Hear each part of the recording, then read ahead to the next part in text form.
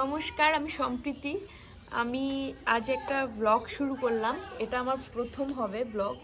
তো আমি আজকে বাপের বাড়িতে আছি, তো ভাবলাম যে আজকের দিনে আমার ছুটিও আছে, তো ভাবলাম আজকের দিনে ব্লগটা শুরু করা যাক।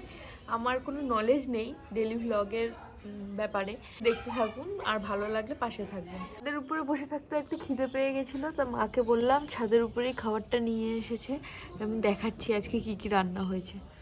তো হয়েছে অনেক কিছু, কিন্তু আমি নিয়েছি ভাত, বাঁধাকপি ঘন্ট, পেঁয়াজ আর লেবু, এদিকে দেশি মুরগির মাংস কষা কষা করে, আর একটা শাকের।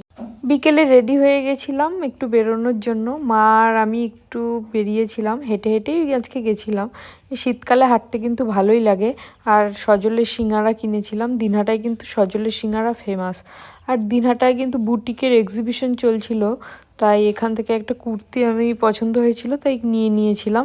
কুর্তিটা পরে আমি পরেও দেখেছিলাম, ভালোই লাগছিল আমার, কিন্তু একটু লুজ হয়েছে, তো একটু অল্টার করতে হবে। বাই।